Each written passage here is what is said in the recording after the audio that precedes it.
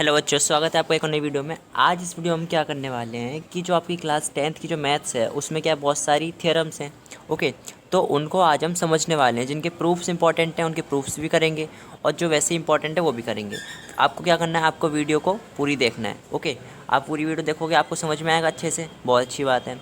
और क्या होगा इससे, अगर आपको अच्छी लगेगी तो आप किसी और को शेयर भी कर सकते हो, आपके फ्रेंड की भी हेल्प हो जाएगी। ठीक है, अगर अच्छी लगे वीडियो तो आप लाइक और ज़रूर सब्सक्राइब करें। ठीक है, इससे क्या होता है, थोड़ा मोटिवेशन मिलता है।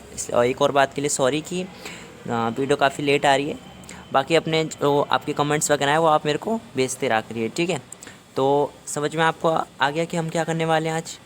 तो हमारा मेन टॉपिक इसमें यही रहेगा कि हम क्या करें, जितने भी इंपॉर्टेंट थ्योरम्स हैं आपकी क्लास 10th में मैथ्स के, ठीक है, उनको समझेंगे आज। ठीक है, टारगेट फिक्स हो गया आज। चलो अब करते हैं स्टार्ट। तो जो सबसे पहला थ्योरम है आपकी बुक में वो है यूक्लिड्स डिवीजन लेमा। देखो बच्चों, यूक्लिड्स डिवीजन लेमा, यूक्लिड क्या है, एक साइंटिस्ट का नाम है। ठीक है, डिवीजन आपको पता है, डिवाइड करना, सिंपल सा। ठीक है, लेमा क्या होता है, लेमा क्या होता है कि देखो एक प्रूवन स्टेटमेंट जिसको हम किसी और चीज़ को प्रूव करने के लिए यूज़ कर सकते हैं। मतलब समझे आप, जैसे पाइथागोरस थ्योरम है। ठीक है, क्या होता है, जैसे कि हाइपोटेनस का square is equal to base का स्क्वायर प्लस परपेंडिकुलर का स्क्वायर। ठीक है, तो इसे क्या हम प्रूव कर सकते हैं किसी और चीज़ को भी। इसी तरीके से लेमा का भी यही मतलब है कि एक प्रूवन स्टेटमेंट, ये एक ऐसी स्टेटमेंट है कि ये प्रूव हो चुकी है और इससे हम और भी चीज़ें प्रूव कर सकते हैं। ठीक है, ये आपको समझ में आ गया। अब देखो बच्चों, यूक्लिड डिवीजन लेमा क्या है, कुछ नहीं है, जो आपने बचपन में पढ़ा था कि डिविडेंड, एक minute, dividend is equal to divisor into quotient plus remainder. ऐसा पढ़ा था आपने। कैसे, जैसे कि मेरे पास एक नंबर है 12। ठीक है, मैं उसको किससे डिवाइड कर रहा हूँ, 4 से। ठीक है, तो क्या आ जाएगा, यहाँ पे आ जाएगा 3, यहाँ पे 12, यहाँ पे रिमाइंडर आ गया 0। तो आप 12 को कैसे लिख सकते हो, 12 को आप लिख सकते हो ना कि 4 इंटू 3 प्लस 0। तो यही कहता है यूक्लिड डिवीजन लेमा कि अगर आपके पास कोई भी एक नंबर है जिसको आप क्या बोलते हो, ए बोलते हो। ठीक है, उसको आप कैसे लिख सकते हो, एक आपके पास एक पॉजिटिव नंबर है ए। ठीक है, उसको आप कैसे लिख सकते हो, एक नंबर से आप डिवाइड कर रहे हो, मान लो कि वो क्या है बी। तो आपके पास जो रिज़ल्ट आएगा ना, कि जो ए होगा वो किसके बराबर होगा, A is equal to B Q plus R. ठीक है, सिंपल सा है। जिसका बी क्या हो गया, यहाँ पे आपका डिविजर समझ लो, क्यू कोशेंट, आर रिमाइंडर। यहाँ पे आर की एक कंडीशन होती है, और जो आपके आर की वैल्यू होगी वो 0 के इक्वल भी हो सकती है, 0 से बड़ी भी हो सकती है। ठीक है ना, जो रिमाइंडर आता है या तो वो 0 आएगा या तो 0 से बड़ा होगा, 0 से नेगेटिव में तो आता नहीं है। ठीक है, तो 0 के इक्वल भी हो सकता है, 0 से बड़ा भी हो सकता है। और क्या होना चाहिए, और जो आर की वैल्यू है, ठीक है, जो रिमाइंडर है वो किससे छोटा होगा, बी से छोटा होगा। बी क्या है आपका, डिवीजर, जिससे आप क्या कर रहे हो, डिवाइड कर रहे हो। ओके, तो ये है इसमें, इतनी बातें समझ में आई आपको। तो यही चीज़ है कि a is equal to B Q plus R. Okay, तो यही यहाँ पे लिखा हुआ है। ठीक है, a is equal to B Q plus R into, एक बार शॉर्ट में रिवाइज करवाऊँ तो इसका मतलब यही है कि आपके पास कोई एक नंबर है a, उसे आप कैसे लिख सकते हो, बी क्यू प्लस आर। ठीक है, यहाँ पर जो r की वैल्यू होगी वो क्या होगी, 0 के इक्वल भी हो सकती है, 0 से बड़ी भी हो सकती है, लेकिन b से हमेशा छोटी होगी। ओके, अब देखो, और हाँ, ये जो a और b हैं वो यहाँ पे कैसे होंगे, एक पॉजिटिव इंटीजर होंगे। पॉजिटिव इंटीजर समझते हो आप, पॉजिटिव इंटीजर। ठीक है, वो आप पूरी वीडियो देखनी है, आपको सारी थ्योरम समझ में आ जाएंगी। ठीक है, वैसे तो आपने पढ़ रखी है, मैं आपको रिवाइज़ करवा रहा हूँ, थोड़ा सा जिनका प्रूफ होगा उनके प्रूफ भी करेंगे। तो ये पहली थ्योरम हो गई आपकी। चलो, कोई प्रॉब्लम हो तो ज़रूर बताएं, इसमें कुछ ज़्यादा था नहीं, बस जो मेन रिज़ल्ट है वो यही वाला है, इसको आपको दिमाग में याद रखना है बिल्कुल अच्छे तरीके से, सिंपल सा है। ठीक है, ओके, तो अब चलते हैं नेक्स्ट थ्योरम पे अपनी। अब देखो बच्चों, फंडामेंटल थ्योरम ऑफ अरिथमेटिक, आपके मैथ्स के फर्स्ट चैप्टर की दूसरी थ्योरम। ठीक है, बहुत ज़्यादा इंपॉर्टेंट थ्योरम है, आप कह सकते हो बहुत ही ज़्यादा इंपॉर्टेंट है और बहुत बढ़िया भी है। क्या कहती है थ्योरम, ये कहती है every composite number can be expressed और factorized as a product of primes and also it is unique prime factorization. मतलब क्या है, देखो पहले तो बात की जा रही है इसमें कंपोजिट नंबर की, उसे समझ लो। वो क्या होते हैं कंपोजिट नंबर, जिस नंबर के 2 से ज़्यादा फैक्टर होते हैं, मतलब वो नंबर जो कि अपने टेबल में आते हैं ठीक है, 1 के टेबल में सब आते हैं, उसके अलावा किसी के भी टेबल में आते हैं। ठीक है, 2 से ज़्यादा फैक्टर हो गए, जैसे 8 हो गया, 8 2 में भी आता है, ठीक है, 1 में भी आता है और 4 में भी आता है, 8 में भी आता है। तो ये सारे हो गए कंपोजिट नंबर। इतनी बात समझ में है आपको? कंपोजिट नंबर ये ज़रूरी है समझना है इसमें। कंपोजिट नंबर समझ में आ गए? ठीक है, जिसके 2 से ज़्यादा फैक्टर होते हैं, जो 2 नंबर से ज़्यादा के टेबल में आते हैं। ठीक है, ये सिंपल सा था। अब देखो कंपोजिट नंबर की बात हो गई। अब ये बोल रहे हैं एक्सप्रेस्ड और फैक्टराइज, इन्हें शो कर सकते हैं, फैक्टराइज कर सकते हैं कैसे? Product of primes. अब प्राइम नंबर आपको सबको पता है, बचपन में पढ़ा था, क्या होते हैं? जो नंबर खुद के टेबल में आए, जैसे 2 है, ठीक है, और 1 के टेबल में आए, तो जो 2 है वो क्या हो गया? एक प्राइम नंबर हो गया, जो खुद के टेबल में आए और 1 के टेबल में आए। ठीक है, तो ऐसे होते हैं आपके प्राइम नंबर। ओके, तो अब देखो, तो प्राइम नंबर और कंपोजिट नंबर आपको क्लियर हुए, तो इसी से जुड़ी हुई है हमारी थ्योरम, कंपोजिट नंबर और प्राइम नंबर्स। ओके, अब देखो क्या कहती है ये थ्योरम कि आपके पास दुनिया में कोई भी कंपोजिट नंबर है, कंपोजिट नंबर आपको समझ में आ गया, ठीक है, उसे आप एक्सप्रेस कर सकते हो, उसे आप दिखा सकते हो, उसे आप फैक्टराइज कर सकते हो कैसे?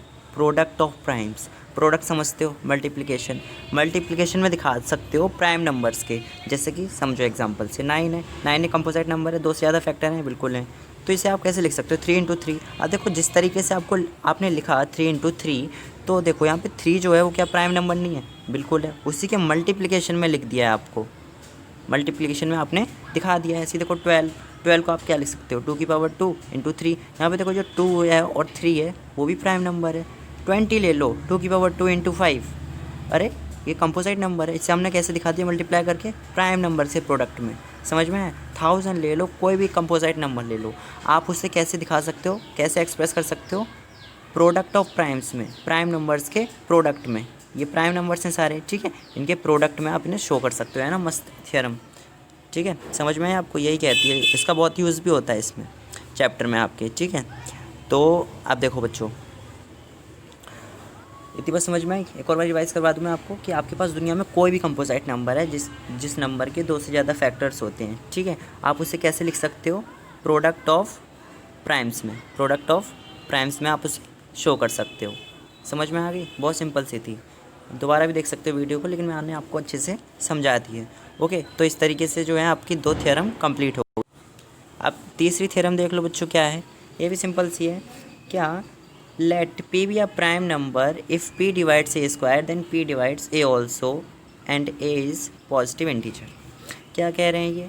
मान लो कि आपके पास क्या है, एक p एक प्राइम नंबर है। प्राइम नंबर बता दिया मैंने आपको, खुद के टेबल में आएंगे और 1 के टेबल में आएंगे। ओके, तो अगर आपके पास एक नंबर है p जो कि कैसा है? एक प्राइम नंबर है। ओके, तो आप क्या कह सकते हो कि अगर आपके पास एक p नंबर है, वो क्या कर रहा है? किसी नंबर को डिवाइड कर रहा है, मान लो a को डिवाइड कर रहा है। a भी कैसा है यहाँ पे? एक मिनट थोड़ा क्लियर कर लेते हैं इसको पहले। आपके पास एक p नंबर है, ठीक है, जो कि प्राइम है, और आप किस नंबर को डिवाइड कर रहे हो उससे? a को। a कैसा है? a भी एक पॉजिटिव इंटीजर है, ठीक है, पॉजिटिव नंबर है, जैसे 1 2 3 4 5 में से कुछ भी हो सकता है, लेकिन प्राइम नहीं है। प्राइम कौन सा है? नीचे वाला। तो ये थ्योरम क्या कहता है कि अगर आपके पास एक p प्राइम नंबर है और आप किसी a स्क्वायर, जो कि a मतलब पॉजिटिव इंटीजर है, उसके स्क्वायर को अगर ये डिवाइड कर रहा है, ठीक है, जो p है वो किसको डिवाइड कर रहा है? a के स्क्वायर को, ठीक है, तो जो p होगा वो डिवाइड करेगा a को भी। समझ में आया? आपके पास कोई एक प्राइम नंबर, जैसे आपके पास 2 है, अगर 2 4 के स्क्वायर को, अगर जो 4 है, जैसे मान लो आपके पास क्या है, 2 है, एक प्राइम नंबर है, ठीक है, वो क्या कर रहा है? एक किसी नंबर के स्क्वायर को डिवाइड कर रहा है, यानी कि जैसे 4 ले लो, पॉजिटिव इंटीजर, ठीक है, 4 का स्क्वायर 16 2 से डिवाइड हो जाता है पूरा का पूरा, हो रहा है कि नहीं? तो जो 2 है वो 4 को भी डिवाइड कर देगा कम्प्लीटली। समझ में है? ये थी थ्योरम सिंपल सी। तो यही वाली थ्योरम थी, जो कि ये भी इम्पॉर्टेंट है, ये उसमें आप प्रूव करते हो रेशनल नंबर में। ओके, बहुत सिंपल सी थी, समझ में आई होगी आपको। लेकिन ये जब ही पॉसिबल है जब जो p जो होगा वो एक प्राइम नंबर होगा। जब प्राइम नंबर होगा तो क्या होगा? वो किसी नंबर के स्क्वायर को डिवाइड कर रहा है, तो वो उस नंबर को भी डिवाइड करेगा। ओके, तो चलो ये मैंने लिख दिया, आपके लिए पढ़ सकते हो, एग्जाम्पल भी दिया है मैंने यहाँ पे। ओके, तो अब देखो बच्चों, अब जो करने वाले हैं वो है बहुत ज़्यादा इंपॉर्टेंट, ध्यान से सुन लो सब, ठीक है। Theorem number 4, proof by method of contradiction. Contradiction क्या होता है? पहले किसी चीज़ को बोल दो, हाँ कर लेंगे कर लेंगे कर लेंगे, उसके बाद बोल दो अरे नहीं अब नहीं हो रहा, गलत है। यही होता है, ठीक है। मतलब हम पहले किसी चीज़ को मान लेते हैं कि ये ऐसी है, फिर बाद में जाके दिखा देते हैं कि जो हमने माना था वो गलत था, ठीक है। तो इससे क्या होगा, जो हमने माना था वो गलत हो गया, है ना, यानी कि जो बोला था वो ही सही था। चलो मैं आपको समझाता हूँ, समझ में आएगा आपको। कि जैसे कि आपको क्या करना है,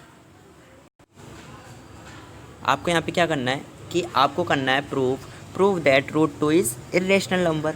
अब वैसे तो सब जानते हैं कि जो रूट 2 है वो इरेशनल नंबर है, लेकिन ये प्रूफ करने के लिए बोल रहे हैं तो इसमें हम यही तरीका यूज़ करते हैं। यहाँ पे रूट 3, रूट 5, रूट 7, रूट में कोई भी नंबर हो वो इरेशनल हो जाता है यहाँ पे, ठीक है। तो कैसे करें इसको हम प्रूफ? बहुत सिंपल सा तरीका है। क्या है? देखो बच्चों, आपको क्या करना है, सबसे पहले मान लेना है कि जो रूट 3 है वो कैसा है, रेशनल नंबर है। मान लेते हैं ना हम मान लेते हैं, फिर बाद में हम दिखा देंगे कि रेशनल नंबर है ही नहीं। इससे क्या होगा कि पता चल जाएगा टीचर को क्या, सबको पता चल जाएगा कि जो हमने माना था वो गलत था, है ना, यानी कि पहले वाली चीज़ ही सही थी। तो हमने रेशनल नंबर इसे मान लिया। अब देखो, रेशनल नंबर समझते हो आप, जिन्हें हम a/b, p/q कोई भी वेरिएबल लो, ठीक है, मतलब फ्रैक्शन की फॉर्म में कुछ लिख सकते हैं।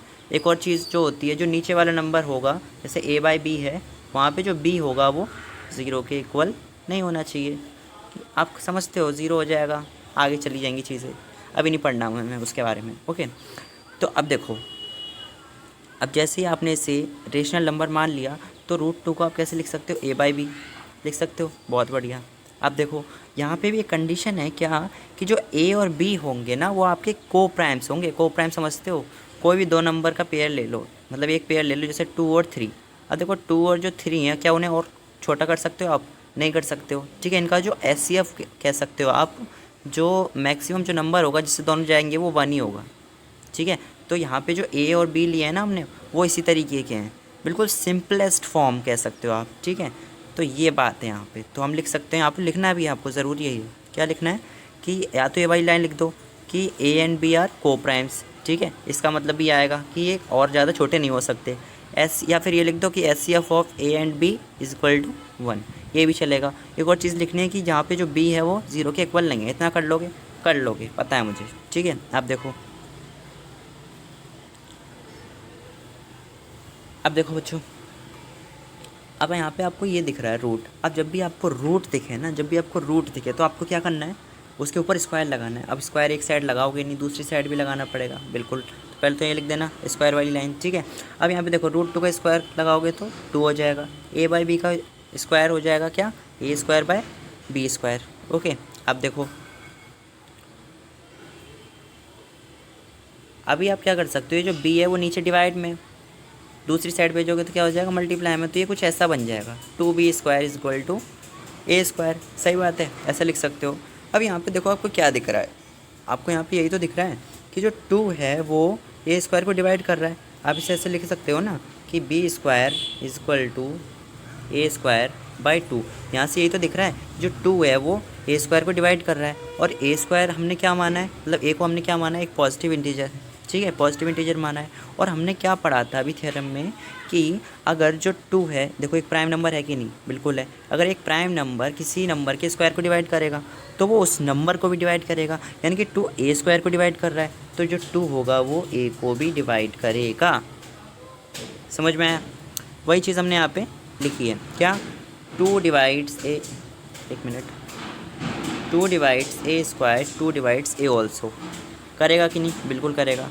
अब देखो, एक और चीज़ आप समझ लो यहाँ पे कि अगर मेरे पास एक नंबर है 4, ठीक है, वो एक और नंबर मेरे पास 2, जो 2 है वो 4 को डिवाइड कर रहा है, तो जो नंबर जिस नंबर को डिवाइड करता है, हम कह सकते हैं ना कि वो नंबर उस नंबर का फैक्टर होगा। लिख सकते हो ना 4 को ऐसे, 2 × 2, ठीक है। तो ये क्या हो गया, 2 क्या हो गया, 4 का एक फैक्टर हो गया। ऐसे ही जब जो यहाँ पर जो हमारा 2 है वो क्या कर रहा है, a को डिवाइड कर रहा है, तो हम कह सकते हैं कि जो 2 होगा वो a का क्या है, फैक्टर है। और कुछ और नंबर मल्टीप्लाई करके भी हमें क्या मिल जाएगा, a ही मिल जाएगा। तो उस नंबर को मान लेता हूँ मैं c, ठीक है। आप कुछ भी मान सकते हो, बस a भी मत मानना। तो यहाँ पे हमने यही करा है। तो देखो बच्चों, हमने क्या मान लिया यहाँ पे a इक्वल टू 2c। क्यों माना समझ में आया आपको? क्यों? क्योंकि वो उसका फैक्टर था, और फैक्टर हमें पता है कुछ मल्टीप्लाई करके वो नंबर हमें मिल ही जाएगा। तो हमने a को ये मान लिया। अब ये जो थी हमारी इक्वेशन नंबर 1, इसमें पुट कर दो 2b² इक्वल टू a²। सही बात है। तो रखोगे तो क्या हो जाएगा, यहाँ पे a की जगह रखोगे तो 2c², है ना। तो यहाँ पे 2b² इक्वल टू 4c²। यहाँ पे थोड़ा और काटा पीटी करोगे तो यहाँ पे कुल मिला के ये मिल जाएगा b² equal to 2c²। Okay. अब देखो बच्चों, यहाँ पे फिर से समझने वाली बात है, क्या समझ लो पहले। अब देखो बच्चों, ये हो गया हमारा सिंपल फॉर्म। अब देखो फिर से वही केस बन रहा है। अगर ये 2 को आप इधर भेजोगे तो क्या हो जाएगा, यही तो हो जाएगा कि c² equal to b² upon 2। यहाँ से क्या पता चल रहा है, जो 2 है जो कि एक प्राइम नंबर है, वो b² को डिवाइड कर रहा है, बिल्कुल कर रहा है। तो हमने पढ़ा था, ये थ्योरम है, बहुत बढ़िया तरीके से आपको समझ में आ गया है। अगर b² को डिवाइड कर रहा है तो 2 जो है वो b को भी डिवाइड करेगा, क्योंकि 2 प्राइम नंबर है और b एक पॉजिटिव इंटीजर है। क्लियर है? तो फिर से वही चीज़ लिख दो, फिर से वही चीज़ लिख दो, क्या कि 2 divides b², 2 divides b also. Okay.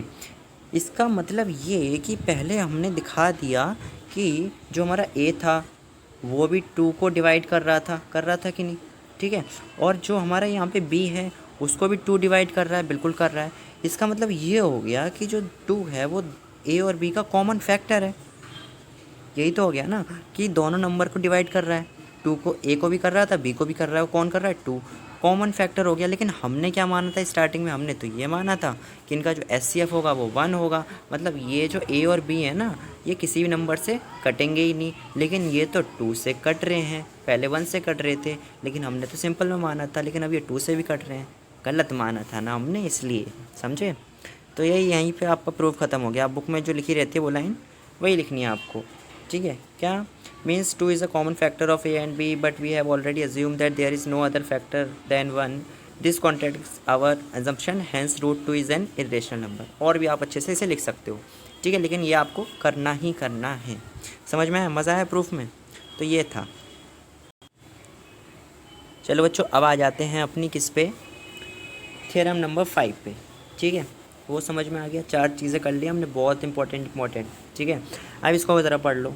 Let x be a rational number whose decimal expansion terminates, then x can be expressed in the form p by q. p and q are co-primes and the prime factorization of q is equal to 2 की power m into 5 की power n, where m and r are non-negative integers. अब देखो मैं समझाता हूँ इसमें क्या लिखा हुआ है। कि ये बोल रहे हैं कि आपके पास क्या है, एक रेशनल नंबर है। रेशनल नंबर समझते हो, a/b p/q की फॉर्म में जिसे लिख सकते हैं। वहाँ पर जब आप इसे सॉल्व करोगे, मतलब a को b से डिवाइड करोगे, तो आपके पास कुछ आंसर निकल के आएगा। तो वो जो आंसर होगा ना वो टर्मिनेट हो जाएगा। मान लो 0 पॉइंट करके भी कुछ आए, 0.059, ठीक है, एक पॉइंट पे आके क्या होगा, ख़त्म हो जाएगा, कंप्लीट हो जाएगा। इसी चीज़ को आप क्या बोलते हो? टर्मिनेट हो जाना, ख़त्म हो जाना, पूरा कट जाना, डिवाइड कर देना, ये सारे मतलब होते हैं टर्मिनेट के। ठीक है, तो यही बोल रहे हैं कि अगर आपके पास एक रेशनल नंबर है a/b या फिर x बोल दो इसको, अगर उसे सॉल्व करने के बाद आपको जो क्या होता है कोशेंट, वो क्या है, टर्मिनेट हुआ मिल रहा है, एकदम ख़त्म हो गया है वो। ठीक है, उसके आगे कोई डॉट नहीं है कहीं। ठीक है, एकदम बढ़िया तरीके से कट चुका है। तो अगर ऐसा होता है तो जो आपका जो नीचे वाला नंबर होगा, यानी कि जो b होगा ना, जो डिनोमिनेटर होगा, उसे आप कैसे लिख सकते हो? a/b होता है, ठीक है, जो b होता है उसे आप कैसे लिख सकते हो? ऐसे एक्सप्रेस कर सकते हो, 2 की पावर m इंटू 5 की पावर n। समझ में आया? कब? अगर जो इसका डेसिमल एक्सपेंशन है वो टर्मिनेट हो जाता है, मतलब अगर हम इसको डिवाइड करें, क्वोशिएंट आएगा, क्वोशिएंट लिमिटेड रहे, कोई डॉट ना लगे, ख़त्म ना हो, ठीक है, ऐसा कुछ ना हो, बस वो रुक जाए वहीं पर। तो जैसे कि सिंपल है ना, 12 है, ठीक है, मैं किससे डिवाइड कर रहा हूँ? 3 से। यहाँ पे आ गया 4, यहाँ पे आ गया। अब देखो इसके आगे तो कुछ नहीं आ गया, यहाँ पे जहाँ पे रिमाइंडर 0 आ जाए, यहाँ पे पॉइंट लग के यहाँ पे ख़त्म हो जाए, एंड हो जाए इसका। ठीक है, यहाँ पे पॉइंट नहीं लगेगा। तो यही होते हैं। तो देखो यही चीज़ मैंने आपके लिए यहाँ पे लिख दी है कि अगर x आपके पास एक रेशनल नंबर है, ठीक है, जिसका डेसिमल एक्सपेंशन टर्मिनेट होता है, कट जाता है, कम्प्लीटली डिवाइड हो जाता है, एंड हो जाता है, ठीक है। तो जो x है वो आप पी बाई क्यू की फॉर्म में लिख सकते हो, रेशनल नंबर है। तो जहाँ पे जो q होगा वो कैसा होगा, 2 की पावर m इंटू 5 की पावर n। थोड़ा फास्ट हूँ लेकिन इसलिए क्योंकि आप ये पढ़ चुके हो, मैं आपको बस थोड़ा रिवाइज़ करवा रहा हूँ और समझ आ रहा होगा आपको, ठीक है। अब देखो, अच्छा अभी जो आपने थ्योरम पढ़ी ना, उसका उल्टी वाली ये वाली, मतलब उसका जो कन्वर्स है वो ये थ्योरम है। उसमें आपने क्या पढ़ा था कि आपके पास a बाई बी है, ठीक है। सॉल्व करोगे, टर्मिनेट होगा तो जो b होगा उसे आप ऐसे लिख सकते हो, 2 की पावर m इंटू 5 की पावर n, ठीक है। यहाँ पे क्या है, यहाँ पे थोड़ा सा उल्टा है। यहाँ पे क्या है कि अगर आपके पास p बाई क्यू एक फ्रैक्शन है, उसको आप सॉल्व करते हो, मतलब q है नीचे, ठीक है। तो q को जब आप सॉल्व करते हो तो आप इस तरीके से एक्सप्रेस कर सकते हो, 2 की पावर m इंटू 5 की पावर n। तो इसके बाद क्या होगा कि जो नीचे वाला डिनोमीटर अगर आपने ऐसे एक्सप्रेस कर दिया, अगर ऐसे इस फॉर्म में ला दिया, तो जो आपका जो डेसिमल एक्सपेंशन होगा वो भी टर्मिनेट हो जाएगा, बिल्कुल उसके जैसा उल्टा है, ठीक है। आपके पास x equal to P by Q है, ठीक है। जहाँ पे q की वैल्यू क्या है, उस तरीके से किस तरीके से आपने दिखा दिया, 2 की पावर m इंटू 5 की पावर n, ओके। तो जो इसका डेसिमल एक्सपेंशन होगा, मतलब इसको सॉल्व करने के बाद जो वैल्यू होगी वो टर्मिनेट हो जाएगी, ठीक है, वहीं की वहीं स्टॉप हो जाएगी। Decimal expansion will terminate, remainder जो होगा वो कभी ना कभी ज़ीरो आ ही जाएगा, बिल्कुल उस वाले की कन्वर्स है, ओके। 7 वाली समझ लो, ये भी कुछ इसी का भी कुछ ऐसा ही हाल है। देखो, आपके पास एक रेशनल नंबर है p बाई क्यू, जहाँ पे जो q है उसे आप ऐसे एक्सप्रेस नहीं कर पा रहे हो। जहाँ पे आपके पास क्या है, p बाई क्यू की फॉर्म में एक रेशनल नंबर है, जहाँ पर जो आपका q है उसको आप कैसे नहीं दिखा पा रहे हो, 2 की पावर m इंटू 5 की पावर n, इस तरीके से नहीं दिखा पा रहे हो। या फिर कह लो ये आ रहे हैं और कुछ और नंबर भी आ रहे हैं, मान लो कि 3 की पावर कुछ और आ गई 2, ठीक है। अगर ऐसा हो रहा है, अगर आप 2 की पावर m इंटू 5 की पावर n में एक्सप्रेस नहीं कर पा रहे हो, तो इसका मतलब क्या है कि जब आप इसे सॉल्व करोगे, किसको सॉल्व करोगे, p बाई क्यू को, तो जो आपको क्वोशिएंट मिलेगा वो, मतलब इसका जो रिमाइंडर होगा वो कभी भी टर्मिनेट नहीं होगा, पर क्या होगा, रिपीट होगा। मतलब मान लो कि 0.3333 आता रहे, ठीक है, आता ही रहेगा, लेकिन रिपीट भी होगा, ठीक है। इसलिए इन्हें बोलते हैं रेशनल नंबर कैसे होते हैं, टर्मिनेटिंग हो सकते हैं, ठीक है, या तो टर्मिनेट हो जाएंगे, नॉन टर्मिनेटिंग बट रिपीटिंग, या तो टर्मिनेट हो जाएंगे या फिर नहीं भी होंगे तो रिपीट होते रहेंगे, ठीक है। रेशनल नंबर की बात हो रही है, ध्यान से समझना इसको, ठीक है। टर्मिनेटिंग, पहला तो ये हो सकता है ये टर्मिनेट हो जाए, ठीक है। दूसरा क्या हो सकता है, नॉन टर्मिनेटिंग बट रिपीटिंग, ठीक है, समझ में आया, ये वाली इसकी कंडीशन है, बहुत इंपॉर्टेंट है ये आपके इसमें, ठीक है। इसमें भी बहुत सारे क्वेश्चन बनते हैं आपकी, जो लास्ट वाली एक्सरसाइज है 1 पॉइंट जितनी भी है 4 5, तो उसमें इसी के ऊपर सवाल पूछे गए हैं, आपने पढ़ रखी होगी पहले, मैंने आपको बता दी।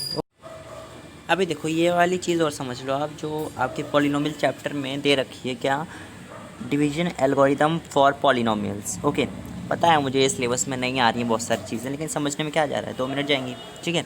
अब देखो जो इसमें क्या है, इसमें वही चीज़ है यूक्लिड डिवीजन लेमा में जो थी, क्या कि आपके पास डिविडेंड है, उसे आप कैसे लिख सकते हो, ये डिविडेंड हो गया, यहाँ पे डिवीजर होगा, ठीक है, divisor into quotient plus remainder. जैसे कि आपके पास कोई पॉलिनोमियल है px, ठीक है, उसको आप किससे डिवाइड कर रहे हो, gx से, तो जो px की जो वैल्यू होगी उसे आप कैसे लिख सकते हो, gx इंटू qx, qx क्या है, क्वोशिएंट है, ठीक है, rx क्या है, रिमाइंडर है। आपको इसको इसी तरीके से लिखना है, ठीक है। आप यहाँ पे क्या कह सकते हो कि जो gx है वो क्या है, px का एक फैक्टर है, ओके, फैक्टर है। तो इसमें ये सिंपल सी बात थी, मैंने बता दिया आपको, ओके। अब आ जाओ अपने सबसे इम्पोर्टेंट थ्योरम पे वीडियो की, कौन सी है वो सब जानते हैं, कौन सी हो सकती है, थेल्स थ्योरम या फिर BPT theorem, basic proportionality theorem, ठीक है। तो अब देखो यहाँ पे क्या होती है थ्योरम, इस थ्योरम में बात की गई है एक ट्रायंगल की, मैंने ट्रायंगल बना रखा है आपके लिए, पता है मेरे को ज़्यादा बढ़िया नहीं है लेकिन समझ आ रहा है आपको। अभी देखो पहले इसको थोड़ा पढ़ लो, क्या लिखा है, if a line is drawn parallel to one side of a triangle to intersect the other two sides in two distinct points, the other two sides are divided in the same ratio। मतलब क्या है इसका, मैं बता देता हूँ। देखो ये क्या बोल रहे हैं कि आपके पास एक ट्रायंगल है, ये रहा ट्रायंगल, ठीक है, उसमें आप क्या करते हो, एक पैरेलल लाइन ड्रॉ करते हो। पैरेलल लाइन किसके ड्रॉ करोगे, 3 साइड होती हैं, किसी भी एक साइड के पैरेलल आप एक लाइन ड्रॉ करोगे, ठीक है। मैंने बी सी के पैरेलल ड्रॉ किया, ए बी सी एक ट्रायंगल है, उसकी एक साइड है बी सी के पैरेलल या फिर कोई भी एक साइड है उसके पैरेलल एक लाइन ड्रॉ करो। और क्या होना चाहिए, जो लाइन आपने पैरेलल ड्रॉ करी है वो बची हुई दो साइड को इंटरसेक्ट करनी चाहिए। जैसे यहाँ पे देखो जो डी मैंने ड्रॉ करी है वो बची हुई दो साइड को काट रही है ना एक पॉइंट पे, इस तरीके से, और ये पैरेलल भी है बी सी के, तो कुछ इस तरीके का केस होता है, ठीक है। समझ में आया कि अभी तक हमने क्या किया, एक ट्रायंगल लिया, ठीक है, ट्रायंगल में एक किसी भी साइड के पैरेलल एक लाइन ड्रॉ करी, इस तरीके से करी कि जो वो बची हुई दो साइड को इंटरसेक्ट करे एक पॉइंट पे, ठीक है। अब जब भी ऐसा होगा, जब भी ऐसी सिचुएशन बनेगी, एक ट्रायंगल दे रखा है वो, ठीक है, उसमें क्या है कि एक साइड एक लाइन खींच रखी हो दूसरी साइड के पैरेलल और वो बची हुई दो साइड को क्या कर रही हो, इंटरसेक्ट कर रही हो, तो ऐसी सिचुएशन में जो साइड्स का जो रेशियो होता है उसमें कुछ रिलेशन दिया गया है। क्या, यहाँ पे देखो जिस पॉइंट पे काट रही है वो, मैंने उसको क्या बोल दिया कि वो क्या है, डी, ठीक है, और इधर जब काट रही है तो ई बोल दिया मैंने। तो यहाँ पे रिलेशन ये कहता है कि जो आपका A D by B D होगा वो इक्वल होगा ए ई बाय ई सी के, ठीक है। अगर D E parallel B C के है, एक साइड दूसरी साइड के पैरेलल है, तो रिलेशन क्या बनता है, हमेशा ये है होगा कि जो A D upon B D होगा वो ए ई अपॉन ई सी के इक्वल होगा। ये जो चीज़ मैंने यहाँ पे लिखी है आपके लिए वो मैं आपको बता रहा हूँ, ऐसा रिलेशन दिया गया है। आप इसको ऊपर नीचे करके ये भी लिख सकते हो, ये ई सी को इधर भेज दो, ठीक है, तो क्या हो जाएगा, E C upon D B equal to A E upon E D, तो ऐसा भी हो सकता है। लेकिन जो मेन रिजल्ट है ना वो आपको यही याद रखना है, क्या, A D upon B D equal to A E upon E C रख सकते हो। ये कहती है थियर्स थ्योरम। कब होगा ऐसा, जब एक लाइन एक ट्रायंगल में एक साइड के पैरेलल दूसरी लाइन खींची जाएगी और वो बची हुई दो साइड को इंटरसेक्ट भी करे, तो ये थियर्स थ्योरम कहती है। अब प्रॉब्लम क्या है इसमें, कुछ प्रॉब्लम नहीं है, सिंपल सी लग रही है। अब इसका प्रूफ पूछा जाता है पेपर में, प्रूफ का समझ लेते हैं इसको थोड़ा सा, ठीक है। ये मैंने लिखा है यहाँ पे देखो, सो मैनी डेरिवेशंस, बहुत सारे तरीके हो सकते हैं। आपने यहाँ पे ये लिख दिया ये वाली चीज़, ठीक है, ऊपर ये वाली चीज़ लिख दी, इस तरीके से और आगे पीछे करके आप इन्हें और भी रिजल्ट बना सकते हो। लेकिन जो मेन है वो यही वाला है कि A D upon B D equal to A E upon E C, ठीक है। इसी चीज़ को हमें प्रूफ करेंगे हम कैसे करेंगे, देख लेते हैं कैसे करेंगे। और हाँ बच्चों, अगर कोई भी भाई बहन हो मेरा जो कि पहली बार देख रहा हो वीडियो को, तो यार प्लीज़ सब्सक्राइब कर लेना चैनल को और थोड़ा वीडियो को लाइक भी कर दिया करो, थोड़ा सही लगता है मुझे भी, ठीक है। तो अब देखो, अब आते हैं मेन बात, क्या है, ये है हमने बना लिया एक ट्रायंगल, ट्रायंगल की बात हो रही थी, हमने ट्रायंगल बना लिया, बहुत बढ़िया। अब हमें गिवन क्या है, इसमें गिवन है हमारे पास एक पैरेलल लाइन, एक पैरेलल लाइन गिवन है, इतना गिवन है, गिवन में आप लिख देना, ठीक है। मैंने यहाँ पे सिर्फ प्रूफ लिखा है। अब देखो आप क्या करना है, यहाँ पे पैरेलल लाइन आपको दे ही रखी है। अब यहाँ पर आपको क्या करना है, यहाँ पे देखो एक ट्रायंगल है ए बी सी, ठीक है।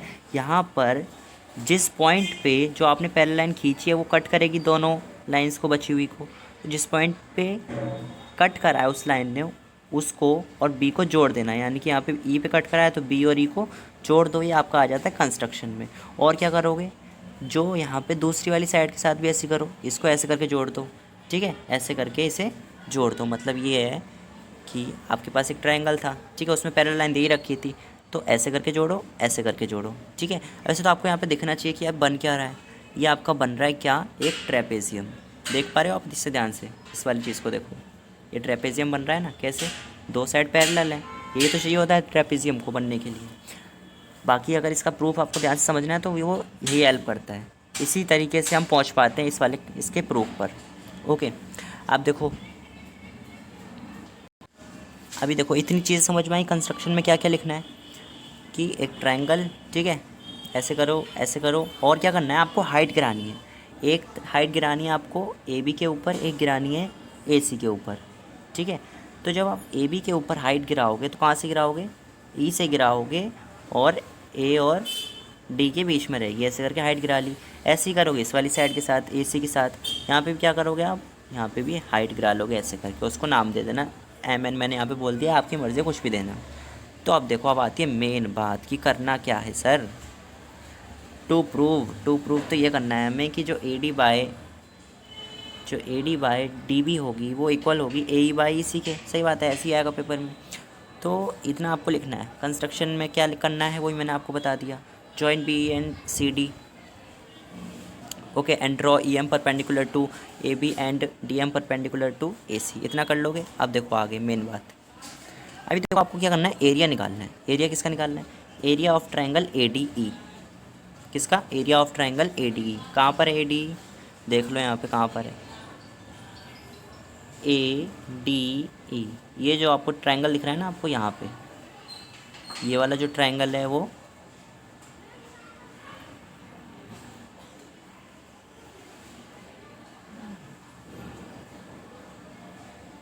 देखो यहाँ पे जो ट्रायंगल दिख रहा है ए डी ई, ठीक है। तो इसका एरिया निकालना है। कैसे निकालोगे? फॉर्मूला क्या होता है? Half into base into height. सही बात है। हाफ की तो कोई टेंशन नहीं है, बेस और हाइट देख लो। बेस क्या हो जाएगा? ए डी हो जाएगा। सही बात है। कोई और भी मान सकते हो, लेकिन हमने क्या मान लिया? ए डी मान लिया अभी के लिए, ठीक है। अब ए डी माना है, उसके बाद देखो बेस की टेंशन खत्म। हाइट क्या है? हाइट हमने गिरा ली इस पर ई एम, ठीक है। तो इसका जो एरिया निकल के आएगा वो क्या होगा? वो आपका हो जाएगा ये क्या? Area of triangle A D is equal to half into A D into E M. ऐसे कर लोगे आप? बिल्कुल कर लोगे।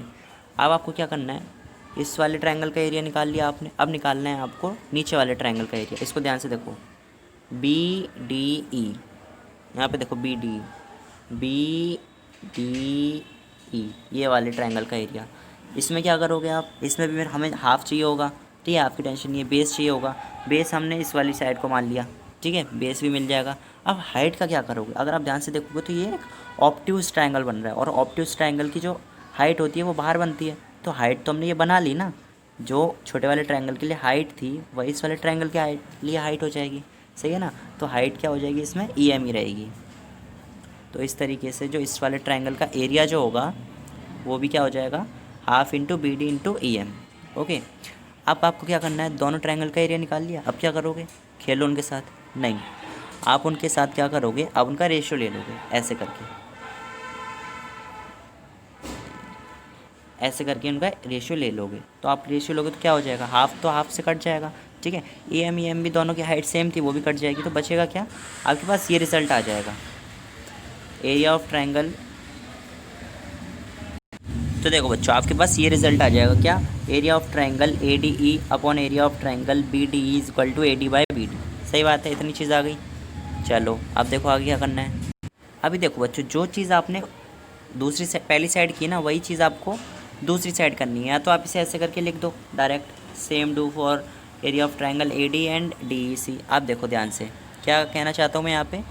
मैं ये कहना चाहता हूँ कि जिस तरीके से आपने ट्रायंगल ए डी ई का एरिया निकाला, ट्रायंगल बी डी ई का एरिया निकाला, उनका रेशियो लिया, ठीक है। ये क्या हो गया आपका? एल एच एस में हो गया, ठीक है। एल एच एस में दो ट्रायंगल दिख रहे थे, उनका ले लिया। अब क्या है? आर एच एस में देख लो। आर एच एस में कौन सा दिखेगा आपको? आर एच एस में भी कौन कौन से दिख रहे हैं देखो ध्यान से। या तो आपको ये दिख रहा है ए डी ई, इसका एरिया निकालो, ठीक है। और किसका निकालो? एरिया ऑफ ट्रायंगल इस वाले का, कौन सा है ये? डी ई सी, इस वाले का, ठीक है। इन दोनों का एरिया भी आपको निकालना है, जिस तरीके से इधर वालों का निकाला था। ओके। अब देखो कैसे निकालना है एरिया, मैंने आपको समझा दिया। अब आपको क्या करना है? एरिया निकालोगे, और एरिया निकालने के बाद क्या करोगे? उनका भी रेशियो ले लोगे। जब उनका रेशियो लोगे तो आपके पास ये रिज़ल्ट आ जाएगा, area of triangle A D E, area of triangle D E C is equal to A by E C. आप देखो, आप देखोगे क्या कि आपने ए डी बाय, ये जो था आपने यहाँ से ये निकाल लिया A D by B D, ठीक है। यहाँ से क्या निकाल लिया? A E by E C. देखो A D by D B, इसको देखो A D by D B निकाल लिया, एक तरफ से आपने निकाल लिया ए ई बाई ई सी। कुल मिला के काम तो आपका यहीं पे हो गया।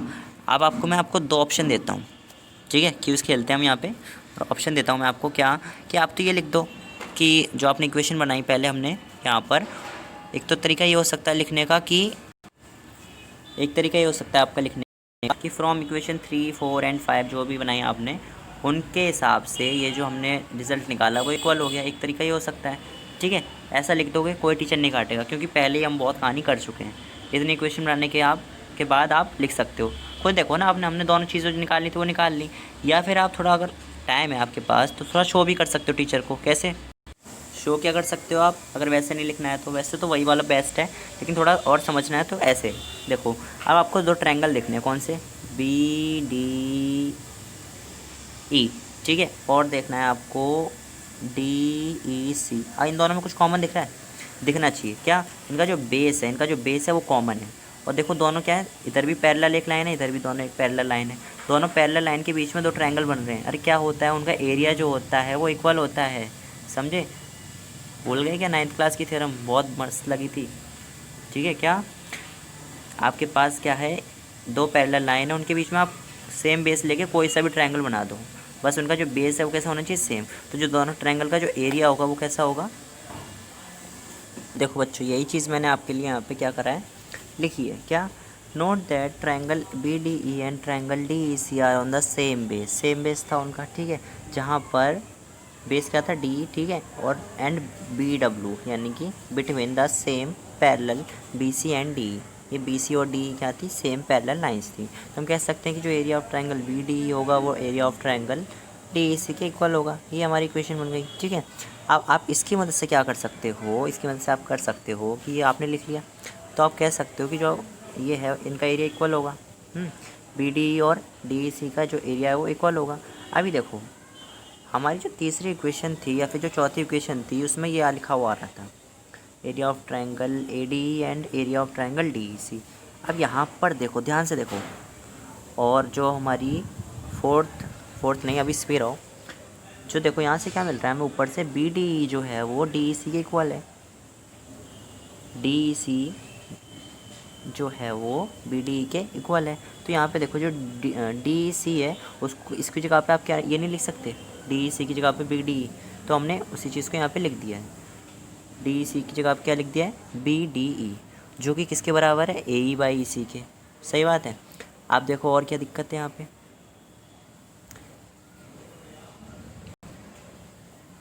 और यहाँ पे ये है जो हमारी इक्वेशन 3 थी उसमें हमें ये दिख रहा था कि यही वाली चीज़ किसके बराबर है, A D by B D के। कुल मिला के बात यही आ रही है कि फ्रॉम 1 2 3 जो भी आप इक्वेशन बनाओगे उनसे प्रूव हो जाएगा कि जो आपका A D by B D है वो इक्वल है आपस में, ठीक है। उतना आपको दिमाग लगाने की ज़रूरत नहीं है, वो आप खुद सोच सकते हो, ठीक है। लेकिन आपको पेपर में ये लिखना है, ये वाली चीज़ भी लिख दोगे तो भी मार्क्स मिल जाएंगे, ठीक है। कम टाइम में करो, अच्छा करो, सही करो, ठीक है। तो यही था आपका इसका प्रूफ, सिंपल सा था, ठीक है। कंस्ट्रक्शन याद रखनी, कंस्ट्रक्शन याद रहेगी तो सारी चीज़ें हो जाएंगी, ठीक है। बस दोनों साइड ट्रायंगल का एरिया निकालो और उनका रेशियो ले लो और फिर 1 2 3 करके इक्वल दिखा दो। बाकी इनका डिटेल एक्सप्लेनेशन जो है वो जब मैं चैप्टर खुद पढ़ाऊँगा 10th क्लास में, आप तो चले जाओगे और बच्चे जो आएंगे तो वो देख पाएंगे, अभी तो ठीक है। ये थोड़ा शॉर्ट में है तो आप इसे समझ लो। कन्वर्स क्या होता है, Pythagoras theorem, sorry Thales theorem का क्या होता है, if a line divides any two sides of a triangle in the same ratio then the line is parallel to the third side. क्या बोल रहे हैं, अगर आपके पास कोई ट्राइंगल है, कोई भी ट्राइंगल है, ठीक है, उसमें क्या है कि जो एक लाइन है, ठीक है, अब ये इसको कुछ डिवाइड करेगी, इसको कुछ डिवाइड करेगी, इनका जो रेशियो है वो इक्वल आ रहा है, इसका जो रेशियो है इन दोनों का वो इन दोनों के रेशियो के बराबर आ रहा है। तो अगर ऐसा होगा तो जो ये वाली जो लाइन है हमने खींची है ना, ये इसके पैरेलल होगी ही होगी, बस ये उल्टा है। समझ में आया क्या कहा मैंने, ये है इसमें। अब प्रूव कैसे कर सकते हैं इसको, कुछ नहीं है, बस कॉन्ट्रडिक्शन लगेगा इसमें भी। कैसे, एक ट्रायंगल बना लो, बना लिया, उसमें क्या है, एक लाइन हमें दे रखी है डी, ठीक है, वो क्या है, पहले तो गिवन का लिख लेना, ये गिवन में दे रखा है इतनी चीज़ें, ठीक है, कि A D by B D क्या है, ए ई बाई ई सी के इक्वल है। अब ये बोल रहे हैं इसको पैरेलल साबित करो डी को बी सी के। मान लो कि ये पैरेलल नहीं है, कोई और लाइन है, तो वो हमने पैरेलल बना ली, पैरेलल नहीं बनाई मतलब ऐसी ही बिल्कुल पैरेलल नहीं बनानी है, ऐसी बना ली कंस्ट्रक्शन करके, ठीक है। अब मान लो वो पैरेलल है, अब हमें पता है कि अगर कोई लाइन पैरेलल है किसी दूसरी लाइन के ट्रायंगल में तो थेल्स थ्योरम लगता है। क्या कहता है थेल्स थ्योरम, थेल्स थ्योरम कहता है कि मान लो कि ये हमने कंस्ट्रक्शन करके देखो, ये देखो प्रूफ, ये लिखा हुआ है ना मैंने, assume that D is not parallel to B C. मान लो कि डी जो है वो पैरेलल नहीं है, ठीक है। हम क्या कर रहे हैं, ड्रॉ कर रहे हैं एक लाइन डी ई प्राइम बोल लो या फिर डैश बोल लो, डी डैश, ठीक है, पैरेलल किसके, बी सी के, हमने ड्रॉ कर ली। तो थेल्स थ्योरम से हम क्या जानते हैं कि अगर एक लाइन दूसरे लाइन के पैरेलल ट्रायंगल में तो A D by D B is equal to A E dash is upon E C, वही चीज़ यहाँ पे हमने क्या करी है, लिख ली है। ओके, तो ये चीज़ जो है हमने थेल्स थ्योरम से लिख ली, यहाँ पे ये लिखना भी है बाय थेल्स थ्योरम, ठीक है। अब देखो ये चीज़ हमारी लिखी हुई आ गई। अब यहाँ पे आपको दिखना चाहिए, क्या दिखना चाहिए कि जो यहाँ पे हमारा A D by D B है, A D by D B, A D by D B, ध्यान से देखो, A D by D B जो है वो यहाँ पे देखो, जो A D by D B है वो किसके बराबर है, ए ई बाई ई सी के, ऐसा गिवन है, ऐसा गिवन है ना। तो A D by D B की जगह आप क्या लिख सकते हो, ए ई बाई ई सी। तो अब देखो, तो A D by D B की जगह पे हमने क्या लिख लिया, ए ई बाई ई सी, क्यों, क्योंकि ये हमें गिवन था, या फिर कह दो फ्रॉम इक्वेशन 1, ठीक है। तो ये चीज़ जो है वो इसके बराबर आ गई। अब आपको कुछ दिख रहा है यहाँ पे, देखना तो चाहिए। चलो अभी नहीं दिख रहा, कोई बात नहीं। अब आपको क्या करना है, बहुत इंपॉर्टेंट ये स्टेप होते हैं, याद रखने ही पड़ते हैं, आपको भी रखने पड़ेंगे।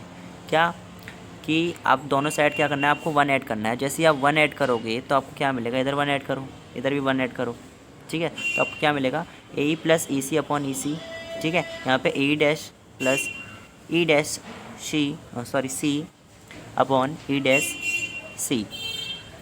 अब आप इसको और सॉल्व करोगे तो आपको यहाँ पे क्या मिलेगा, यहाँ पे देखो ए ई बाय ई सी है, उसको जोड़ रहे हैं, ए ई प्लस ई सी को जोड़ रहे हैं। यहाँ पे देखो ए ई प्लस ई सी को जोड़ोगे तो क्या मिलेगा, पूरा ए सी नहीं मिल जाएगा।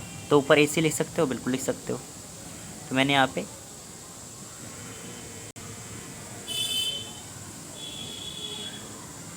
अब देखो, वैसे तो ये आपका यहीं पर प्रूफ हो चुका था, जैसे आपने ये दिखाया ना यहाँ पे लिख के, उसी से प्रूफ हो चुका था। यहाँ पे देखो, इसका मतलब क्या है कि जो ई सी है वो ई डैश सी के इक्वल है, और जो ए ई है वो ए ई डैश के इक्वल है। लेकिन ऐसा हो सकता है क्या, नहीं हो सकता है। वैसे तो यहीं पे बात खत्म हो गई थी, लेकिन थोड़ा सा और दिखाना है आपको, दोनों तरफ 1 ऐड करना है, उसके बाद आपको कुछ ये मिल जाएगा, ये मिल जाएगा। उसके बाद आपको क्या मिलेगा, अब यहाँ पे देखो ए ई तो ए ई के इक्वल हो सकता है, बिल्कुल हो सकता है। लेकिन जो ई सी है, क्या वो ई डैश सी के इक्वल हो सकता है, नहीं हो सकता ना। यहीं पे आपकी बात गलत हो गई।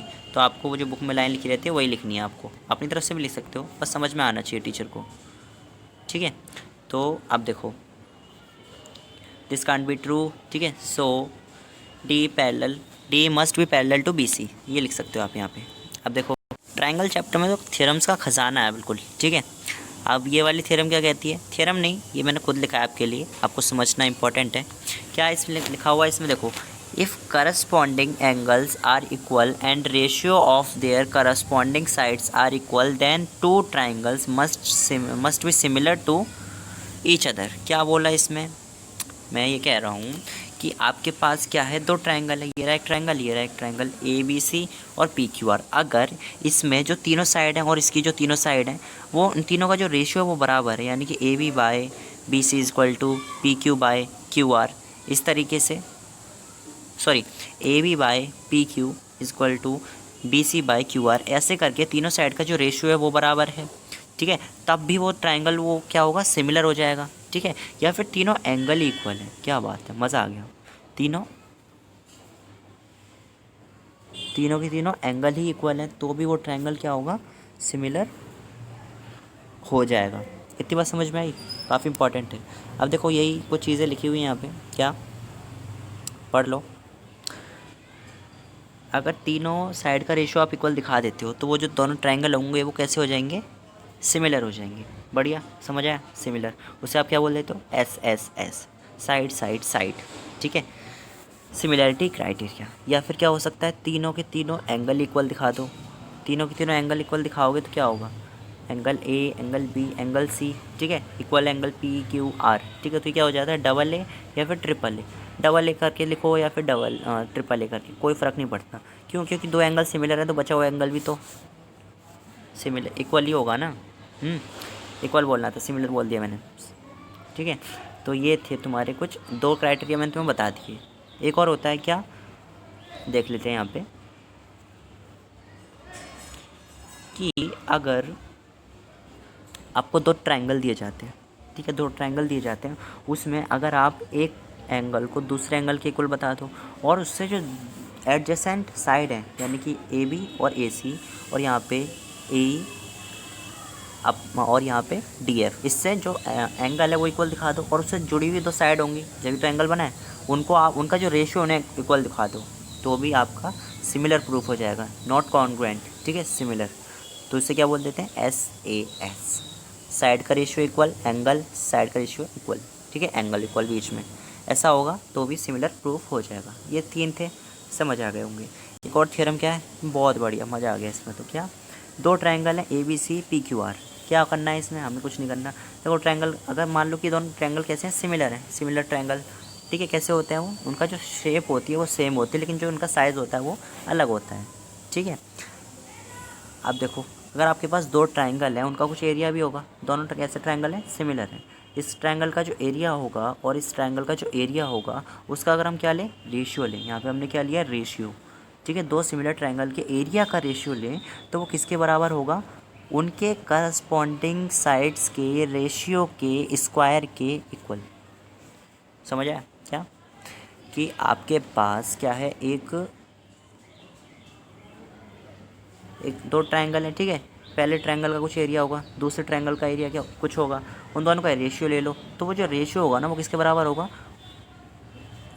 जो ट्रायंगल की एडजस्ट करस्पॉन्डिंग साइड्स होंगी, जैसे AB/PQ का होल स्क्वायर, ठीक है, BC/QR का होल स्क्वायर, AC/PR का होल स्क्वायर। समझ में आया, काफ़ी मस्त है ना।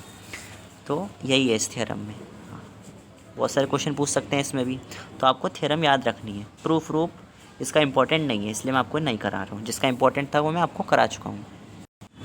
अब चलो चलते हैं थोड़ा सा पाइथागोरस की तरफ अपने, क्या है इसमें, क्या कहते हैं, मैं समझा ही देता हूँ, वो लिखा नहीं मैंने आपके लिए इसमें। क्या, कि आपके पास क्या है, एक राइट ट्रायंगल है, राइट ट्रायंगल सब समझते हो, जिसमें एक एंगल 90 डिग्री का होता है, ठीक है। पाइथागोरस लगाते आए हो बचपन में, आज उसका प्रूफ भी देख लेंगे, पहले इसको देख लो थोड़ा सा, ये प्रूफ में हेल्प करेगी। क्या है ये, आपके पास एक राइट ट्रायंगल है और आप क्या करते हो, जो उसका राइट एंगल है वहाँ से आप क्या करते हो, हाइपोटेनस पे क्या गिराते हो, हाइट गिराते हो, ठीक है। हाइट गिराओगे तो क्या होगा, वो 90 डिग्री बनाएगी। तो अब आपके पास ध्यान से देखो, आपके पास 3 ट्रायंगल बनेंगे, एक ये छोटा वाला, एक दूसरा छोटा वाला, एक बड़ा वाला, बन रहे हैं कि नहीं, छोटा छोटा बड़ा, बन रहे हैं, बिल्कुल बन रहे हैं। तो अब यहाँ पे कंडीशन क्या है इनकी, कि जो तीनों ट्रायंगल होंगे ना आपस में सिमिलर होंगे। क्या बात है, मज़ा आ गया यार, बिल्कुल ही, मतलब तीनों के तीनों ट्रायंगल सिमिलर होंगे। हाँ, तीनों के तीनों जो ट्रायंगल बने ना, छोटा छोटा और ये बड़ा वाला जो ट्रायंगल बना ना, ये तीनों ही आपस में सिमिलर होंगे। अब सिमिलर से वही चीज़, तीनों दोनों चीज़ें याद आनी चाहिए, एंगल इक्वल होते हैं और जो साइड का रेशियो होता है वो इक्वल होता है। समझ में आया, क्या बढ़िया थ्योरम है। प्रूफ मैं क्या करोगे, प्रूफ का थ्योरम समझ में आई ना, ठीक है। पेपर में नहीं पूछते हैं प्रूफ किसका पूछेंगे, पाइथागोरस थ्योरम का, ठीक है, वो भी ना पूछें, लेकिन मैं कराता हूँ आपको। तो चलो अब आ जाते हैं अपनी पाइथागोरस थ्योरम के ऊपर। इतनी बचपन से पढ़ते आ रहे हैं कि AC² = AB² + BC²।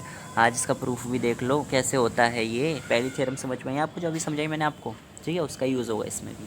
क्या करना है, सबसे पहले तो आपको एक राइट ट्रायंगल बना लेना है, ठीक है। राइट ट्रायंगल सब बनाना जानते हो, ऐसे करके बना लेना बढ़िया सा, ठीक है। उसमें एक एंगल बना देना 90 डिग्री का।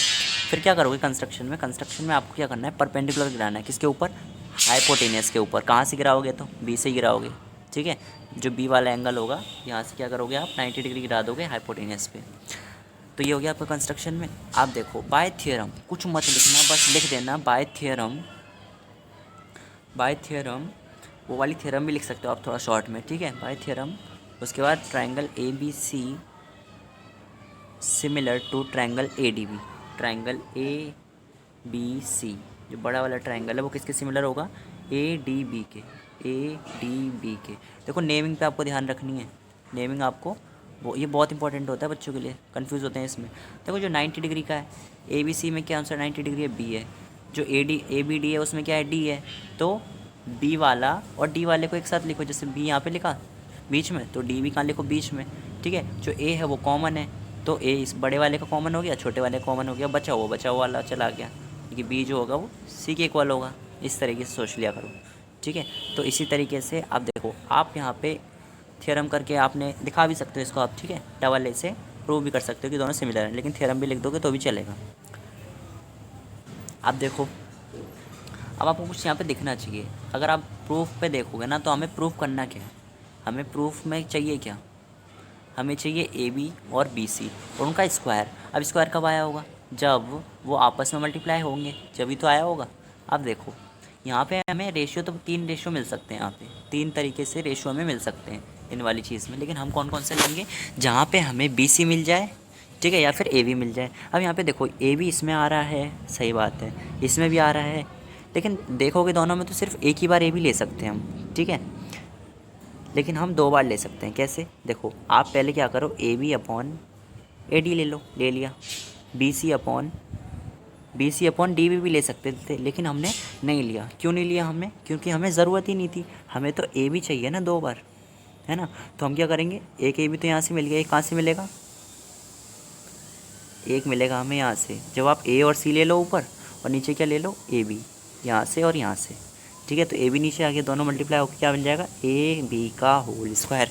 कैसे सोचा, समझ में आया आपको, ठीक है। हमने ऐसा सोचा कि हमें ए बी का स्क्वायर चाहिए। ऐसा कब हो सकता है, जब ए बी 2 बार मल्टीप्लाई हो। ऐसा कब होगा, जब एक बार ए बी ऊपर आ जाए, एक बार नीचे आ जाए। तीसरा भी बन सकता था, लेकिन हमने वो नहीं लिया, तो वो लेना भी नहीं है आपको। ए बी स्क्वायर मिल गया, एक इक्वेशन बन गई, ठीक है। दूसरी थ्योरम नहीं, दूसरा जो ट्रायंगल है उसमें देखो क्या है, triangle A B C similar to triangle B D C by theorem. होगा कि नहीं, बिल्कुल होगा, थ्योरम देखी थी ना हमने अभी, तो वही वाली है। क्या, जो ट्रायंगल ए बी सी होगा वो ट्रायंगल बी डी सी के इक्वल होगा। वही चीज़ मैंने यहाँ पे लिख दिया बाय थ्योरम से, ठीक है। तो यहाँ पे भी आपको क्या करना है, देखो ए बी स्क्वायर तो मिल गया, बहुत मज़े आ गए, ए बी स्क्वायर मिल गया, अभी बी सी स्क्वायर और चाहिए। देखो B C upon D C, इतना तो मिल गया। अब हमें नीचे क्या लेना है यहाँ पे, कि उसमें भी बी सी है, जब भी तो बी सी स्क्वायर मिलेगा, क्रॉस मल्टीप्लाई होके, है ना। तो देखो बी सी यहाँ पे आ रहा है कहीं, और यहाँ आ रहा है, ऐसे करके मिल रहा है, तो यहाँ पर भी ऐसे ही करके लो। तो यहाँ पे रखोगे ए सी अपॉन बी सी, ठीक है। अब इनका भी होल स्क्वायर बन जाएगा, ये होगी दूसरी इक्वेशन। बस इतना आपने कर दिया ना, बस काम खत्म, लगभग समझ लो। अब क्या करोगे, कुछ नहीं, बस पहली इक्वेशन दूसरी इक्वेशन को ऐड कर दो। ये आपको लिखना भी है, ऐड कर रहे हो तो, ठीक है। ऐड करोगे तो आपके पास कुछ ऐसा करोगे तो आपके पास कुछ ऐसी सिचुएशन बनेगी, ये है ना। यहाँ पे भी आप क्या देखोगे, जब अपने ऐड कर रहे हो तो जो ए सी है वो दोनों में कॉमन है कि नहीं। तो बाहर निकाल लो ए सी को, एक ए सी बाहर आ गया। अब देखो जब ए डी और डी सी को प्लस करोगे, कहाँ गया आपका ये, जब आप ए डी और डी सी को ऐड करोगे तो फिर भी तो आपको ए सी मिलेगा ना। तो यही चीज़ आपको यहाँ पे लिख देनी है। देखो A C A D plus D C equal to A C into A C square. बस प्रूफ खत्म, हैंस प्रूफ। मज़ा आया। चलो अगली थ्योरम पे चले। कन्वर्स ऑफ पाइथागोरस थ्योरम क्या होती है। अरे पाइथागोरस थ्योरम की कन्वर्स होती है, मतलब ये कि उसमें हम क्या देख रहे थे कि अगर आपको एक राइट एंगल ट्रायंगल दे रखा है तो उसमें जो हाइपोटेनस का स्क्वायर होगा वो बराबर होगा आपके किसके, परपेंडिकुलर के स्क्वायर प्लस बेस के स्क्वायर के, है ना। यहाँ पे क्या उल्टा है, यहाँ पे क्या है, यहाँ पे ये है कि अगर आपको एक ट्रायंगल दे रखा है और उसमें जो हाइपोटेनस का स्क्वायर है वो इक्वल है आपके बेस के स्क्वायर के और परपेंडिकुलर के स्क्वायर के। तो अगर ऐसी सिचुएशन उसमें हो रही है तो वो जो ट्रायंगल होगा ना वो 90 डिग्री का ही होगा। समझ गए। अब इसको प्रूफ कैसे करेंगे, सिंपल है। ये आपको ट्रायंगल, ये तो आपको दे ही रखा है, ठीक है। एक ट्रायंगल दे रखा है, उसमें A C square equal to A B square plus B square, ये आपको गिवन है, ठीक है। प्रूफ क्या करना है, प्रूफ आपको क्या करना है, जो आपका इसका जो बी वाला एंगल है वो कैसा है, 90 डिग्री का है, या फिर पूरा ट्रायंगल कैसा है, राइट एंगल है। कैसे करोगे, कंस्ट्रक्शन करना है आपको। क्या करोगे कंस्ट्रक्शन में, कुछ नहीं, बस एक और ट्रायंगल बना देना पी क्यू आर, ठीक है, नाम आप कुछ भी दे सकते हो। उसमें आप क्या करोगे, उसे 90 डिग्री का बनाओगे। ये जो आपने ट्रायंगल बनाया ना आपको यहाँ पे, तो ये है 90 डिग्री का बनाना है आपको, ठीक है। इतना कर लोगे। अब आपको पता है इसमें क्या लगेगा, पाइथागोरस थ्योरम। कैसे, पी आर का square equal to P Q square equal to Q R square. एक और चीज़ आपको ध्यान रखनी है कि जो आप ट्रायंगल बनाओगे ना ये वाला राइट ट्रायंगल, ठीक है, उसमें जो ए बी होगा, सॉरी जो पी क्यू होगा ना वो ए बी के इक्वल बनाना, और जो क्यू आर होगा वो बी सी के इक्वल बनाना। दो साइड इक्वल हो गई, एक राइट एंगल ट्रायंगल। और पाइथागोरस थ्योरम से आप क्या कर सकते हो कि P R square equal to P Q square equal to plus Q R square. वही चीज़ मैंने आपके लिए यहाँ पे लिखी है, क्या, P R square equal to P Q square plus Q R square by P T, यानी कि फिजिकल ट्रेनिंग नहीं, पाइथागोरस थ्योरम, ठीक है। तो पी आर स्क्वायर इसके बराबर दिखा दिया आपने, और देखो ये वाला जो स्क्वायर होगा वो तो इसके बराबर है,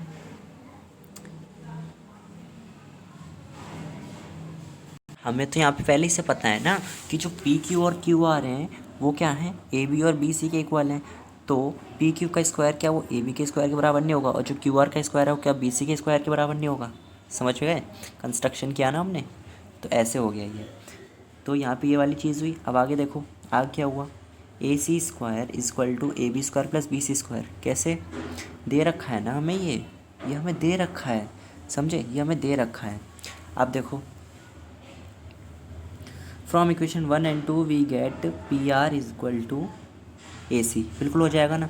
खुद सोचो, इस वाली चीज़ में पी आर स्क्वायर को हमने इसके बराबर दिखा दिया, और ये हमें गिवन था ही, दोनों इक्वल ही तो हैं। अब इनको इक्वल करोगे तो P R square equal to A C square आएगा, स्क्वायर स्क्वायर खत्म हो जाएंगे, तो P R equal to A सी।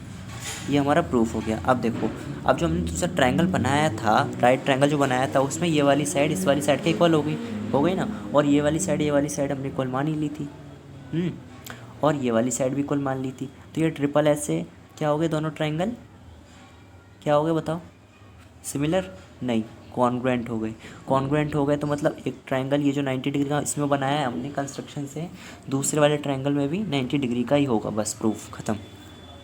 ठीक है, यही था इसमें, तो यही मैंने आपके लिए लिख दिया है। ठीक है, ए बी बी सी ये सारी चीज़ें मैंने लिख दी आपके लिए, और दोनों सिमिलर हो गए ट्रिपल एस से, सॉरी कॉन्ग्रुएंट हो गए, और इस वजह से जो एंगल बी है वो 90 डिग्री का प्रूफ हो गया। ठीक है, हैंस प्रूफ्ड, ये हो गया आपका। ठीक है, दोबारा देख लेना वीडियो को, थोड़ा जल्दी बता रहा हूँ मैं क्योंकि आपको पता होगा पहले से। अभी देख लो, बात थोड़ी सर्कल की बात कर लो। 2 थ्योरम और बची हैं आपकी, कौन कौन सी, इसको पढ़ो। The tangent at any point of a circle is perpendicular to the radius through the point of contact. Tangent क्या होता है, एक सर्कल है, ठीक है। अब एक कोई भी लाइन खींच दो इस तरीके से जो सर्कल की जो बाउंड्री है उसको एक जगह पे टच करके जाए। अब यहाँ पे जिस जगह पे टच करेगी और सर्कल कुछ रेडियस होगा, वहाँ से अगर आप इस पॉइंट को जोड़ते हो तो ये 90 डिग्री बनाएगा। क्या बात है, मज़ा आ गया। ऐसा होता है, हाँ ऐसा होता है। प्रूफ क्या है इसका, प्रूफ पूछ लेते हैं पेपर में कभी कभी। सिंपल है ना, देखो एक सर्कल है, एक टेंजेंट बना लो उस पर, ठीक है। अब हमें ये तो शो करना है कि ये जो होगा 90 डिग्री होगा। क्या कर सकते हो, यहाँ पे एक और लाइन ड्रॉ कर लो, ठीक है। यहाँ पे हमने वाई और एक्स कर रखी है, यहाँ पे एक और लाइन ड्रॉ कर लो एक्स वाई, ठीक है। वहाँ पे उस पॉइंट, एक पॉइंट ले लो वहाँ पे क्यू, और उसको जोड़ दो सेंटर से। अब आपको दिख रहा है ये जो पॉइंट है वो क्या सेंटर के बाहर नहीं है ना, सेंटर के बाहर, सॉरी बाउंड्री के बाहर नहीं है, तो बाउंड्री के बाहर है ना। और बाउंड्री पर टच कौन सा हो रहा है, ओ पी, और ये कहाँ पर है, जो हमने पॉइंट लिया है वो ओ क्यू, है ना। तो इससे ही पता चल रहा है कि जो ओ पी होगा वो क्या होगा, छोटा होगा किससे, ओ क्यू से। इस तरीके से हम कोई भी पॉइंट लेंगे, अगर वो सर्कल की बाउंड्री से बाहर होगा तो वो हमेशा बड़ा होगा किससे, ओ पी से, ठीक है। और हमें पता है कि जो जो सेंटर है हमारा, जो हमारा सेंटर ओ है, और जो यहाँ पे पॉइंट पी है, पॉइंट ऑफ कांटेक्ट जिसे बोलते हैं, वो जुड़ रहे हैं। तो इससे पता चल रहा है कि इसके बीच की जो सबसे छोटी डिस्टेंस होगी ना वो यही होगी। और सबसे छोटी डिस्टेंस क्या होती है दो पॉइंट की, अरे परपेंडिकुलर ही तो होती है ना, समझे। तो ये आपको इसमें कुछ करना नहीं है, इसमें आपको लिखना है। क्या, मैं बताता हूँ, आपको लिखना है the point Q must lie outside the circle because Q, if Q lies inside the circle it will become second of the circle. Second बन जाएगा, अगर ये जो पॉइंट हमने लिया है सर्कल के अंदर आ जाएगा तो सेकंड बन जाएगा, हमेशा बाहर रहेगा, ठीक है। इस वजह से क्या मिल रहा है हमें, कि जो ओ क्यू है वो क्या है, लॉन्गर है रेडियस ओ पी से, ठीक है। जितनी भी लाइन हम बाहर खींचेंगे वो सारी बड़ी होंगी। सबसे छोटी कौन सी होगी, जो कि इस पॉइंट पे खींचेगी, सबसे छोटी, यानी कि परपेंडिकुलर होना ही चाहिए वो, समझे। ये था इसमें।